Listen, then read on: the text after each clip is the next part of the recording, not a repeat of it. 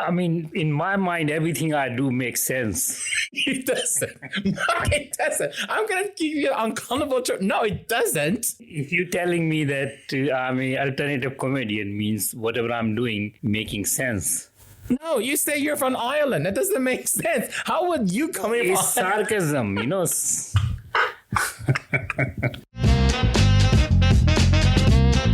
Hello, welcome to Comedy with an Accent podcast. I'm your Taiwanese comedian, Kuan Wen. I interview comedians who perform English stand-up comedy but who are not native English speakers, or they can have very distinct British regional accent. This podcast is all about comedy, about accent, about languages, and about the comedy technique. So stay tuned if you're interested.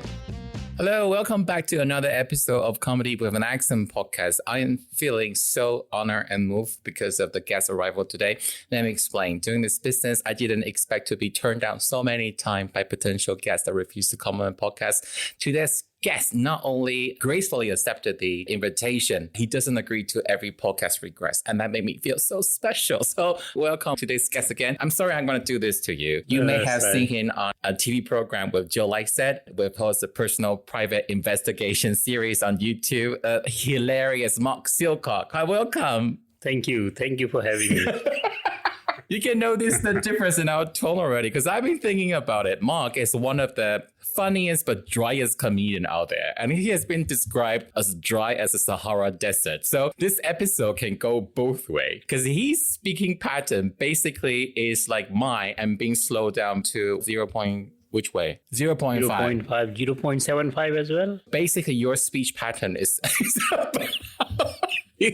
For the same sentence, I can finish the sentence about half the time you do. We also have very distinct different energy level. I'm super hyper and you are basically an AI design robot. I've been a supply teacher for too long.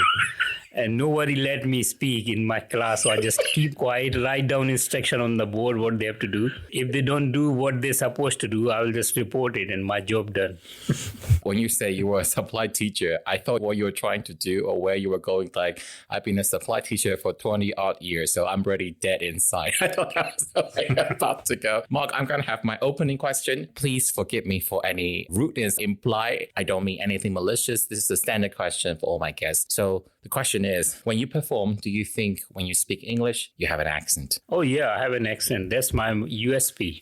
In what way? Why is it your USP? Because I'm first generation Indian and I'm from a very specific part of India, which is called Madhya Pradesh, Bhopal. Madhya Pradesh is the biggest state area-wise. Is it possible that your province population is larger than the entire UK? Yeah, definitely. Wow. Does that make your mother tongue? Hmm? So you definitely speak Hindi fluently. Yes, I speak Do you speak Hindi. another language in India? In India, there are so many languages. Your mother tongue, the Gujarati. one you are fluent in, how many of those languages you're... Majority of about 80% of Indian speak Hindi, but people who don't speak, they fully understand. Yes. The reason I'm asking, because I think you are my third guest from India on this podcast. The previous two, they all had a different language from Hindi as their mother tongue. That's right. Yeah. If you are from northern India, you normally speak Punjabi, and Gujarati if you are from Gujarat. Joshua Bethania is from Bengaluru. Oh, yeah.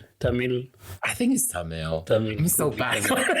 And the other guest is Sahil Shah. He's from Mumbai. Oh, yeah. And I think it was Marathi and Gujarati was his language. And yours is Hindi. Mine is Hindi. Okay. But I'm going to agree and disagree. I think your accent is your USP, but I would say your accent is not just an Indian accent. Your accent is very much your accent. That's right, yeah. It's because I didn't learn to copy any accent. I'm from a small town and I've never been good with languages, and people suggested me all the time to try to change my accent so people can understand clearly. I don't know any other people from your town, so I don't know whether all the people from your town speak like you. No, it's the area. It's the area, yeah. But there's a specific way that you speak is much in line with your profile. By your profile, I mean you are a very well-educated man. You have been a science teacher. I'm a science teacher. Teaching chemistry in the UK for more than 20 years. Yeah, I did PhD from Imperial College, and I did a couple of research projects with them. So you have a very measured and non-exaggerated accent. For me, that is quintessential to an academic. That's what I try to be like, because I don't like people filling lots of words to actually describe things. I want to know exactly what they mean when they're talking, and that's why I speak less so I can understand more. Yes, as in you are the kind of person when you talk, you don't fill up the gaps with, do you know what I mean? You think about what you're going to say and you say it in a very measured way. That's why that's what I like to be. But then I don't think that applies to lots of people from India I know. Maybe it's because my prejudice, maybe stereotype from Bollywood filming, but a lot of them seem to be very lively, very, very street lively, and you don't come across like that. I consider those skills like salesman type skill. Yes, thank you for putting that. Salesman, that's what I'm looking for. But we just say salesman, we didn't say snake oil salesman. I don't want to be a salesman, so I just try to keep not to say anything which is not related. At the same time, because of this speech pattern, if we were to map out your voice on one of those like podcast editing software, your range will be quite short. Like mine will fluctuate like the Himalayas. You will just be the flop playing. Just feel partially when you're not laughing, you kind of feel like you feel like you're dead inside. You're not dead inside.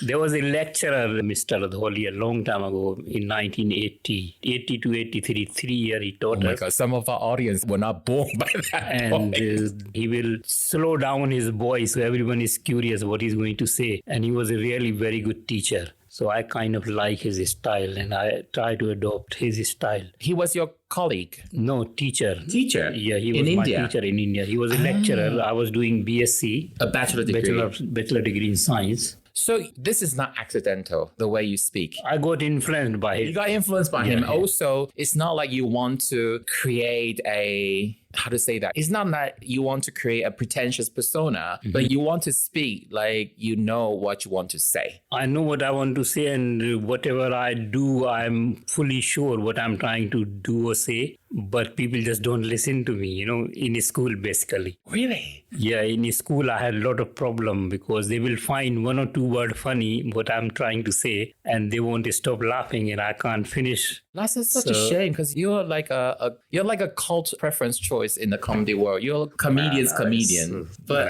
at school, you have to suffer that level of humiliation. But are you still teaching though? I thought you retired. I teach twice a week. No, twice a week. I love because it gives you structure in your life. You're going 2 days in school, making all the colleagues jealous.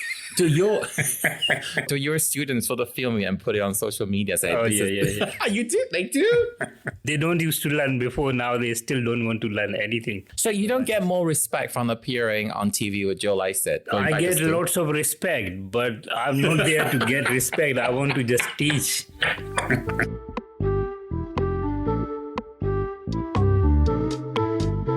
That's why I teach my audience. Ooh, it's a very, very good segue. But I'm going to go back to the question I parked. You say that for a long time, there have been people who try to change the way you speak. What do you mean by that? When I was doing PGCE, and I couldn't teach in the classroom because they will just find one or two words very funny and they just keep laughing. So the person who was in charge of the course, he suggested if I try to put on an accent and just practice it, then you will be able to teach better. He was trying to suggest you didn't American accent or try to put on some kind of a Scottish accent. Just something less foreign. Something, yeah. So if not an RP accent, at least one of the recognizable English accents or British accent. And it was a hard work. Did you manage to? Or did you do that? No, you didn't. I never tried, no. So what did you say to them that you don't want to do this? I say I will think about it. I didn't say no. That is very Anglo-English and Indian at the same time. I'll think about it. That means like a polite no. I don't know. I consider my accent to be like kind of my identity. Yes. And I don't want to change it. You did one other podcast. In the middle, you said the word manipulate. You don't pronounce it exactly as this specific version, but it's not difficult for me to work out what you're trying to say was manipulate. The two hosts initially didn't get it. And when they did, they said, oh, you mean manipulate. I know it's not malicious. It wasn't on purpose, but also I found it unnecessary because the more you talk to people with different accents, you just get used to understanding words based on the context. And to repeat that, partially you're suggesting, oh, you didn't do it the right way. I'm going to show you what's the correct response of doing it. I've come across people who, like either Americans or British, who didn't understand each other's accents. So I would say something maybe in a British accent with American, and they try to correct me. People have different objective and we have different contact. We are here both relaxed, trying to understand each other. Yes. So we have no problem. But if you are in a rush, if you are in a meeting, your mind is going through 50 things and then you have to deal with the accent as well. That's true. So I give a lot of space for people if they're not listening to me, understanding me, because that's what going through in their mind. So they're already stressed out. That's so right. don't have space for how to And say work that. space is very competitive, And But good for you for standing up to your superior, though. But that was in the 1990s, right? no, that was in 2007. 2007, I thought the society, the way we have moved on by 2007, it would have been considered quite not okay. No, it was in school. I mean, he was very nice teacher, he was just giving me suggestions. I told him that people laugh at my accent, so I found it very hard to actually teach. And then he suggested, if you consider this, it might help you. That reminds me of another episode. So I don't have an account on TikTok because I'm Taiwanese. I don't trust them. But someone edited my clip and put it on TikTok. And they told me that you should try it because it's got a lot of tractions. I went to see one clip I did for Comedy Central. There was an English girl that commented below.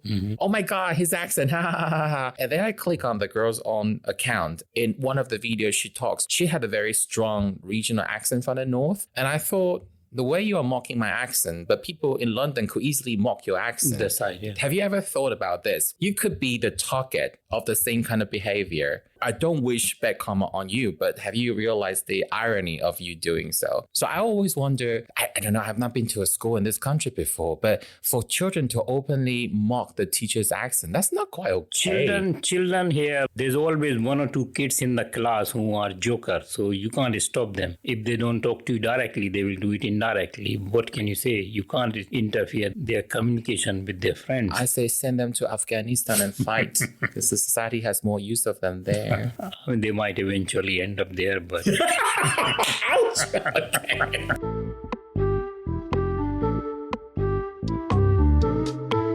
Now, in a comedy context, so that was in your teaching world, non-comedy world. In a comedy world, who has tried to ask you or even suggest you should change your accent? Nobody. Comedy, this is my USP in comedy.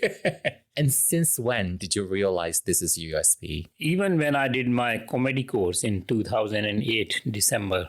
Just for the record, I want to supplement this. So according to Silcox, whose real name is Arun Aurora, is that right?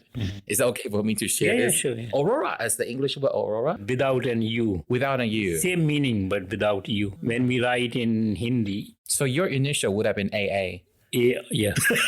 Which is intended. It is, yeah. So Mark started comedy because you were watching TV about comedy course. That's right, yeah. And the professor then say that you don't have to be born funny to do comedy. You can learn techniques to do it. And that prompted you to... That's right, to do the course. And it's at that course you realized that... I was completely lost in that course because in the course, the teacher was Rob Hitchmore. Hitchmore, he's a very good comedian. He still teaches there. There were like 20, 25 people to start with. Don't defy people? Yeah. What do you mean by don't defy people? 20 to 25. Oh, 20 to 25. I just did what I said. No, that's right. They were all from art and performance background. So they used to put lots of energy and, in their act and acting. And it was a really good course and I don't fit anywhere in that course. I just used to go. So for the 6 week, I didn't say a single word. But because I registered for the course, I used to go and enjoy listening to them. Remember, did he have individual feedback to you what your comedy persona It wasn't like you have to perform. He was suggesting if you would like to say something, if you want to do. I said, no, I just want to watch for the time being. And then after 6 weeks, I wrote a few lines here and there and they all enjoyed it. And then I started. How, I'm going to explain to people who don't know Mark by his stand-up. If you see it on TV, it's very consistent, that brand. And you wonder, why is it funny? It doesn't make sense. I think it kind of qualifies as anti-comedy too. It's so dry. He is talking things that he looks and he really means it. And it's so serious. And it's not supposed to be funny. But in that context, you start to wonder what the F is going on. And he just went on and he persists. And by some point, even the non-believer will have been converted and say, oh my God, this is hilarious. Nothing makes sense. Absolutely nothing makes sense. I never know how you put it off. It is so dry. It is so nonsense. I don't know. Were you already doing that at a comedy course? Did you realize that's what you were good at? I mean, in my mind, everything I do makes sense. It doesn't. No, it doesn't. I'm going to give you an uncomfortable truth. No, it doesn't. If you're telling me that I'm an alternative comedian means whatever I'm doing making sense. No, you say you're from Ireland. That doesn't make sense. How would you come in? It's sarcasm, Everybody can see I'm not from Ireland. And that's where the joke's at. All the comedian goes and say, oh, I'm from here and I do this and we do this like this. So I said, I'm from Ireland. And people laugh. Is that joke a little poke, a dig at comedian only following the similar structure? It can't be completely wrong because I'm not saying I was born in Ireland or I'm from Ireland. I might be living there for a few years and came here. But you didn't. You are taking advantage of people's benefit of doubts and goodwill. You're so naughty. So... Right. This is what you do in your typical... It just bind up, I like to bind people up.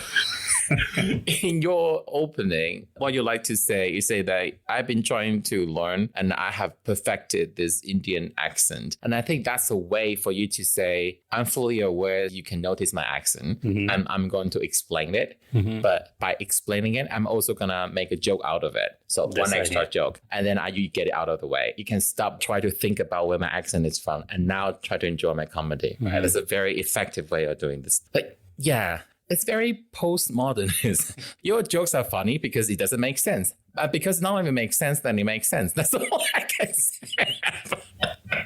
So no one ever tried to change your accent. Do people assume you put on this accent on stage? Sometimes they come and talk to me afterward just to make sure that...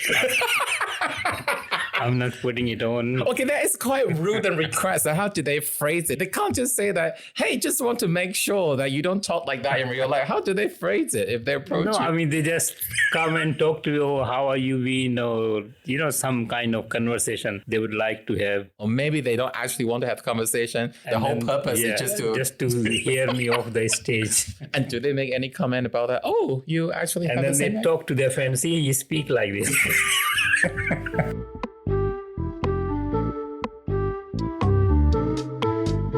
Nobody in comedy tried to change. Even when you're on TV shows, do they encourage you to exaggerate your accent further, or they just sometimes they ask me to put more energy in, when I'm getting angry, then I can get angry. It's like when we're doing Men Like Moveen in the very first series, I got so angry. But even when you're angry, you're just always very measured. You don't go telenovela, batshit crazy. Now I want to ask you about those private investigation. Was it? That was written by a friend of mine, Richard. I know someone would have written it, but when you look at the script and what you have to do this time, has any part of you feel, oh, really? Do I have to really do that? I don't know, because sometimes it's really funny, but the way you're winding up those clerks at Burger King, or I just thought, those poor people. And do you feel inside that, oh my God, this is so awkward? Or you have a way of safeguarding that bit and then just... I don't feel, because they might not feel good at the moment, but they will laugh afterward because it's a joke. That's what joke work. If you tell them before and we are going to do it, then you won't get their natural reaction. And the fact that you have such a dead face and dry... On the face, I look like an academic, and when I speak to them and try to do funny things, then they realize what's wrong with this guy. Do you feel because you come across as an academic and you look slightly more senior, I'm trying to find the politest way to say it. That's fine. Yeah, so they would pay you a bit more respect, of course, which means that they would delay the point. They say, I'm not having this shit anymore. Yeah. But I never had that reaction because in the end, when shooting finished, we always go and talk to them and tell them it was just a set. set up and they understand. Yeah, I assume if it's a TV production, for legal reasons, you do have to do that because they have to sign a release form in a way, That's right? right, Because if they refuse to show their face on TV, you can't force them. That's true. So did you ever have to scrap something after you film? And it was actually very... a few times. Yeah, it happened. Really? Yeah. We Really? were in Pizza Hut in Strand and there was an Asian manager and he got really angry. Oh, you're not supposed to put this food in the containers. I have 7 containers for a whole week, Monday, Tuesday, Wednesday. And I was getting pizza and putting them in that container to take home. That reminds me of that song from Craig David. Mhm. Did you play that as a child? The Monday, the Tuesday, and the Saturday. Oh, it was not my idea. It just...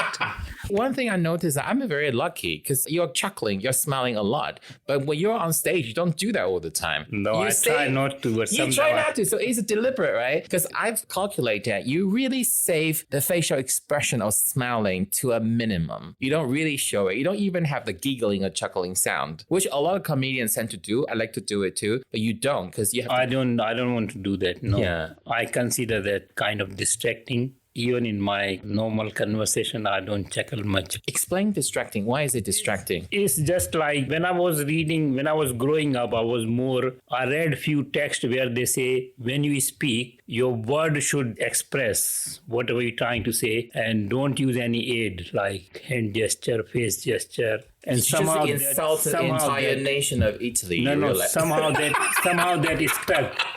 Somehow that is stuck in my mind. Just speak the word and word should have all the meanings and explanation. But I do think using hand gesture could also be effective. Otherwise, it is effective. Yeah, otherwise there are millions of Italian and French people. Surely to an extent, the hand gestures are very effective. You can't because that's how I learn.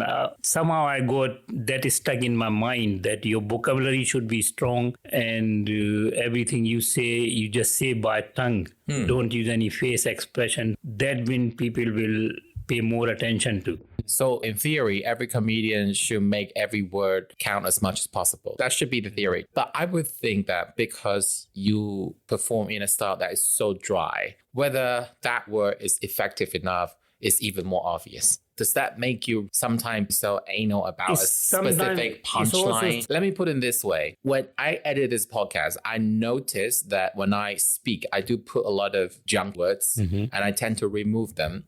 So I'm the kind of people, when we talk, I don't always think in advance. Even if I try to, I do have a lot of words that's useless and pointless can be taken away. But are you so disciplined and always think before you talk so that when you write your comedy or when you say things on stage, you don't have to go back and edit them so much? Does that make sense to you? Some sentences come fully formed in your brain, and most of the time you have to keep looking for new word or new way of reforming your sentences. I do it all the time, but I don't write much. I have my 10 minutes I'm doing for so many years, and sometimes people in the audience, they remember exactly what I'm doing. Can I assume that because your style is so unique and distinct, your hardcore fan, even though they know exactly the script, you still manage to get them chuckle? Kind of, yeah. Or they even order say, Mark, what did you not do this bit this time? Because they really like this bit. Sometimes promoters say that, oh, can you do this bit, please? I like... Yeah, because I wonder how you deal with the sheer volley writing new stuff. And your answer is, well, actually, I don't always try to write new stuff.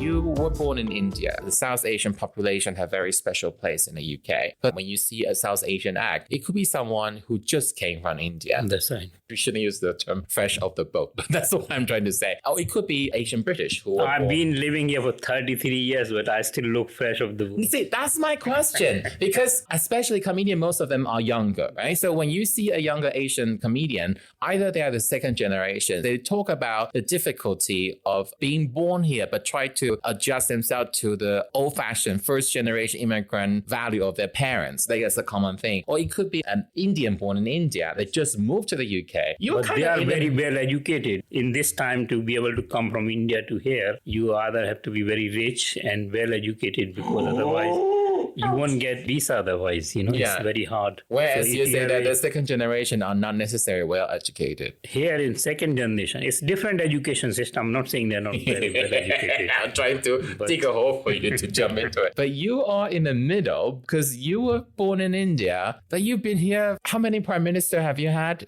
First was John Major, See, we're not even starting with Tony Blair. He came when John Major was like 1990 when I came in here. John Major, Tony Blair, Gordon Brown. Margaret Thatcher. No, did you have Margaret Thatcher? Yeah, she was just replaced. Oh, so you had Margaret Thatcher, John Major, Tony Blair, Gordon Brown, David Cameron, Boris Johnson, Liz Truss, Rishi Sunak. 8! You've experienced 8 prime ministers. Of course, the last few years supplement a lot, but 8 prime ministers. This is how long you've been in the UK. We probably shouldn't split the community, right? But people identify 2 very distinct subgroups, second gen and first gen, but fresh off the boat. Because my children are here second generation, right? Yes. So they've been into education system here. So they don't understand my point of view. Not just the accent. You're talking about they grew up with completely General different life, value system. Can I quote examples? So do you find them very wasteful when it comes to food? Is that kind of thing you're talking about? Yeah. Clothes, food, everything. No, we want our children to have everything they should have. But instead of, learning and taking care of it, I still have to fix my children's computer if they have virus. They can't fix it by themselves. My daughter can sort her problem out. She's very kind of, resourceful and active. But my son, he just pass it on to me. Well, at least they reverse the gender stereotype when it comes to this. Well, you're a first generation immigrant, if we use the technical term correctly, but you've been here such a long time. How do you see yourself, or does it even not matter to you? Do you know where the question is coming from? As in, now I feel conflicted because I keep doing my comedy as a first generation immigrant fresh off the boat. But I've been in the UK for quite a long time. I start to find the awkwardness of assuming this position. No, but what do you expect to change? What do I expect to change? Allegiance? Just joking. Yeah, you actually asked me a very good question that I need to ponder on. I think is sometimes when I tell people this is what Taiwanese people would think or will look at this matter from this angle, I sometimes question myself, am I actually right? Because I have not lived in my home country for such a long time. Maybe in a way, I have grown out of what the current batch of Taiwanese people look like or think like. I will have that doubt sometimes. Sometimes I will feel, okay, technically I'm an immigrant, but I've lived here so long. How long have you been? I have been here 19 years. 19. I spent 1 year living in Germany, but I've been in the UK for 18 years. So I would think that actually I know this. I probably know just as well as you do, might even be better. I feel it's a bit cringe if I call myself British. Well, technically, legally, I am. I have dual citizenship, but I always call myself Taiwanese. But sometimes I start to wonder, maybe I shouldn't try overplaying that sort of outsider point of view or outsider persona because I've been here for a bit long. Am I cheating or misleading the audience? Because I can't act. As I said, I'm a shy person. I can't act. So I never learned to speak, this baffling kind of language where you overexpress yourself with using gestures and overexpress. Ouch. Okay. I mean, that's what it is, It is. Yes, that's absolutely For true. communication, I believe I'm a kind of minimalist. So I don't waste things, If you see my wardrobe, I have like same trouser for so many years, just like my comedy set. Consistent. And I want to take the maximum use of whatever I have, like. That's true, because you are minimalist. You don't actually express so much. That's why I don't have to work hard, because most of the time you just get things. I feel like you're implying I overshare. No, you're not. Share what? All this unnecessary warrior. Am I right in coming from this angle and from this angle? What if it's not authentic to this angle? And you're just saying that don't think too much. No, you have to think because you have to earn your living from it. Yeah. I don't have to earn my living from comedy. I'm just in this nice space where I'm enjoying whatever I get, but I'm not chasing anything. I'm not trying to build up any dream. The motto is saying that I'm just having fun of this beautiful. And I'm 61 in November. So it's a nice hobby to have. I have an opportunity to mix with younger people. If I'm not doing comedy, God knows where I would be. I'm quoting you on another podcast. You say that you are doing comedy, as you say, as a hobby. For you, it's a nice way to spend time with people you know. That's right. Chatting with friends, right? Just for the record, I didn't do the IMDb introduction because I thought the most worthwhile mention was he was with Joe Lycett on TV, but Mark Silcox was also a finalist in BBC New Comedy Award in 2013. So it was 11 years ago, you got a major breakthrough. When did you start this mentality? It's always been like, because when I started doing comedy, I did about 60, 70 gigs everywhere in London. So I have to do the car travel and journey with younger people. That was very exciting. Yeah, but you don't do the car journeys now. I don't do many. Occasionally, but... So I'm sorry, promoters out in London, if you want to get my Silcox, offer something very, very substantial for him to be asked put outside M25. I've never been very driven kind of, I just let things pass by and enjoy whatever I get. I try to be pushy and I managed to do PhD, publish few papers, but I really don't enjoy pushing. I also forgot to mention Mark, not only is he a science teacher, also he's got a PhD in chemistry. I spent 2 years in Germany, in Saarbrücken. Saarbrücken, that's the French border. So not the most German part. No, so you started comedy. You went to Germany, you came back to do comedy again. It is a beautiful side hustle you always had, but not so much as a hustle, more like a hobby. Really, it's a hobby. Just like one evening you go out with friends, different young generation friends, and talk nonsense. What does it offer? Because you can have the same kind of thing, not in a formal comedy, right? So you have your daytime career, which you now reduce just 2 days a week, and then comedy on the side. But what does comedy offer you? What's it's so a freedom of expression. to wind people up. You get ignored in your classroom, so you go and ignore and talk nonsense. So without those mean students, you wouldn't have such craving for getting that microphone and say, you guys listen to me now. Is it partially because you say you're a very shy person? So it's nice that when people by the setting have to calm down and just stop talking. No, when I have microphone, you came to listen to me. Now I can say anything I like, Everybody expect you to say something. Okay, I'm not sensible. trying to stir shit, but I am. You know how people say that. I'm not trying to be racist. Do you find it hard to say what you want to say in front of your wife and daughters? You notice the hesitation of it.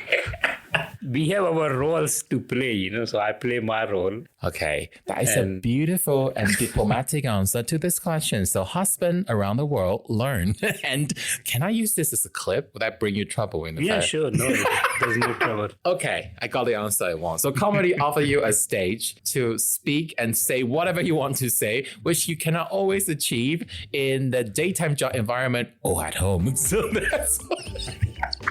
that's true, yeah.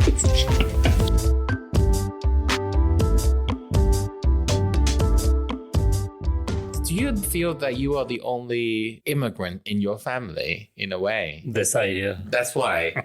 Your family are your closest people, but there will be something they never truly really understand from you. Even though you've been here decades, you are still that immigrant that grew up in a different country. That's right, yeah. And normally in this case, the parents are on the same side. They are both immigrants. But in your case, you marry an Asian British lady. Mm-hmm. So your wife, she wasn't born here, but she came here very little. She was 5-year-old. So she grew up, she's just British. She thinks British. So you are in a way slightly isolated.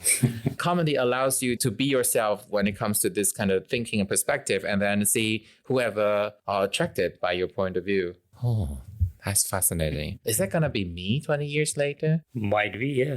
Maybe it's not 20 years. I just try to miscalculate the math just to hide my actual age. Do you think, though, the fact that you're from India still matters in your comedy? Yeah, I mean, that's my identity, and I don't know how to be different. I don't want to put on something which I'm not. But do you... So I just try to be natural. If you think about it, like the set you do right now, other than the quick opening night to play around with your accent, do you mention it much? No. No, that's what I think as well, though. You mentioned The name I chosen because if you have Indian name, people won't remember you. And my comedy teacher told me, try to be as different as you could be from others. You see, I was trying to say I don't agree because people remember Sindhu V, but then Sindhu V did shorten her last name. So No, Arun is also a short name. Yeah. People can easily remember. But I just wanted to have like new identity, kind of, just to annoy people and distance yourself from your comedy. So if I'm doing comedy as a Mark Silcox, my head of school can't say, why are you saying all this? So it is funny like, you call yourself Mark Silcox and people know you as the comedian Mark Silcox more likely than they know your real name these days. Yeah, and it's definitely really, really industry. funny. But did any part of you feel like, why did I have to do this? Or you were more like, I don't mind it. It's really funny. Yeah, that's what I think. I don't mind because I created it. So it's like my persona. So why would I mind myself? This is like your drag, basically. Were you ever tempted? And it's like obviously wrong, obviously false, but that's what I like. So your students, do they call you Mr. Silcox or Mr. Aurora? No, they just call me Mr. Aurora. Yeah. But will you be tempted to create a comedic character as a teacher? No. You want to safeguard the last separate distinction. That's your private life. And It's not private. It's also like when it comes to the stage, it's all acting. It's not real. It's not my real persona. But that's what I'm thinking, because I don't think you exaggerate much on stage, but you say that it is something you created. But so what's the fundamental difference between the Mark Silcox on stage and Arun Aurora in real life? Arun Aurora in real life is like, I'm still the same, but if somebody challenge you, oh, why are you saying these things on stage, then I can say that that's the character, it's a comedy. Sarcasm is not like real life. And if they can't actually... Let me put it this way. So people have lost their job because of the comedy they do. The recruiter tried to get me back into the accounting tax market. And I say, well, I'm not going back right away. And the recruiter's like, still hung up on your comedy, yeah? I found it really patronizing. So I wasn't deliberately trying to say it, but he must have Googled and found out that I do comedy on the side. And he was like, oh, shame you don't fail more miserably. So you'll crawl back, try to get text job quicker. I said, what do you mean like hung up on a comedy thing? That's such a rude language. So can I guess you're saying you want to keep it separate, and it is separate in that it's from the same authentic source, that being you, but in real life, you probably don't joke around as much. As in, you do less. I joke around all the time. People just ignore me. No, but do you have the same level of irony and sarcasm when you talk to with my comedy friends, But I say with non-comedy friends. I don't have many non-comedy friends now.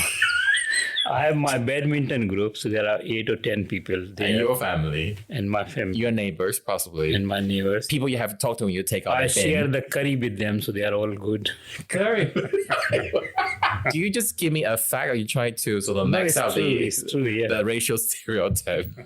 And you share curry with your neighbors. Yeah. Are they Asians or white? Asian. It's because they are Asian. They will appreciate the curry more. It's like we have something I prepare, they like, something they prepare, I like. So whenever we are cooking, we cook something extra and just pass it over. Wow, sounds like a community canteen system. It's only like we only deal with 2 neighbors, one of this side, one of that side. So you said you don't have a lot of non-comedy friends, and it's mostly your neighbor, your family, comedy friends. Maybe that's one of the reasons you really like the comedy community. Is it that though, the upbringing you had was probably very tough and disciplined? It was tough and disciplined. Also, I don't have any space in my house. I was middle child of 9 siblings. So, and you don't get listened to a lot because they are 9 siblings that want to talk. My elder sibling, they were very dominating, because the Asian culture. That's what they are. So, and my father has a small restaurant.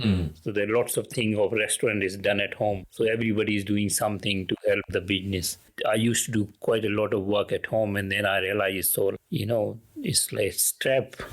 You got trapped in this family situation, and how do I get out? Did you just use the term slave trap? Kind of, yeah.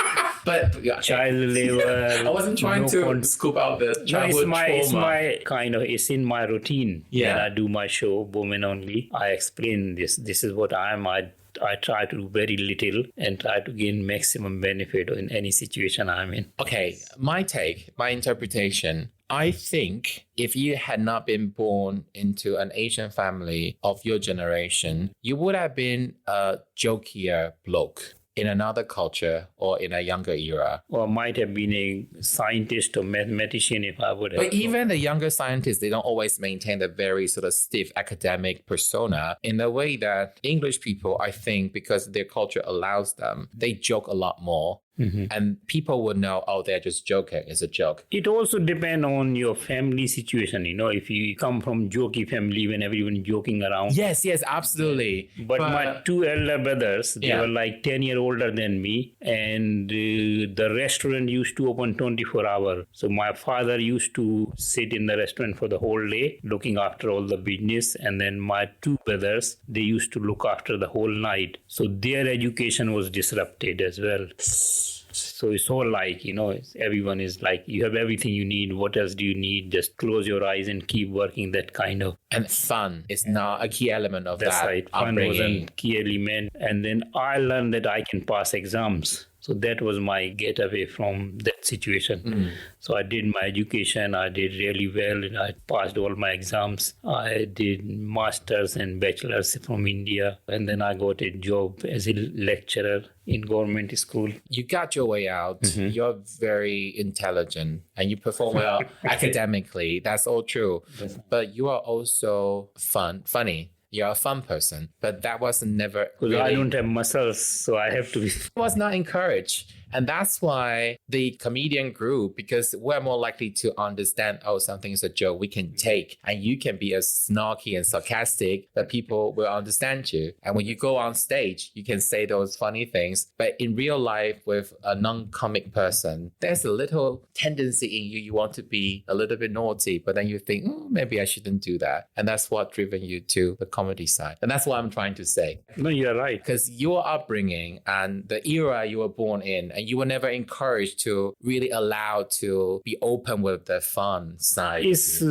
My mom was very vocal. She used to say lots of things and she was very vocal all the time. But somehow I developed, because nobody is listening to you. Even if you're trying to say something, you have no say and people have their own interest because they don't have time. Even in a home, it's like a competition. People are tired. People just want to get away whatever they can and they expect everyone to do things. So I have my duties at home. Like if I have to look after the show for 2 hours in the afternoon to give them lunch break. So instead of 2 hours, I'm planning that after 2 hours, I will come out and fly some kites. And then my brother didn't return until 6 o'clock. Oh. So I have to sit in the show for 4 extra hours and all my friends are flying kites. But then your brother not doing so, he doesn't really get punished? It's a business environment. Like there's no punishment because he's 10 years older than me. And who is going to listen to me? And what else I have to do? I just have to play extra or fly a kite. That was not like main agenda. So I missed so many things when I was growing up. And so even though you're the small academic, the senior comic you're catching up at the fun you should have had and you could have had. I just knew that this kind of switch off. I said, what's the point of working hard? Just have fun. Just have fun. You were trying to, so that's why you retain a little child that never had a childhood. Oh, that explains so much. Gosh. And I would say, you see, you're not very dry today. I'm dry. No, you're not dry today. You're like, Sahara's got a bit of global warming rainfall. I don't know, but it's nice to see you so relaxed. Oh, my pleasure. Maybe because we never talk in such an extended period of time. True, yeah. Right. Normally, I will ask people at this point how they want to plug any upcoming shows, their social media handles. But as we established, you're not a very ambitious comedian. So I don't know what you want to Now I'm doing my Edinburgh show in Edinburgh for 2 weeks. 2 weeks. And I'm only doing 2 weeks this year because 1 week I have to film. Mention in more detail because I think your episode's likely to come out late May or June. So you'll be close enough to summer. We are filming in August, last week of August, season 5 of Men Like Mobeen. So I will be only doing 2 weeks of Edinburgh, not the full run this year. Do you know what venue you will be in? It's in Voodoo Rooms. Voodoo Rooms. That is PBH, right? Mm-hmm. PBH, Voodoo Room, the last 2 weeks in Edinburgh, Mark Silcox. And what's the show title? It's Woman Only. Woman Only. Right. I'm not going to talk further just in case I step on some landmine. But that would be the end of podcast today. And I want to say a big thank you to my naughty, not grown-up chap inside, this intelligent senior academic, Mark Silcox. Thank you for coming today. Thank you very much. It's Thank been you. a pleasure. Thank you.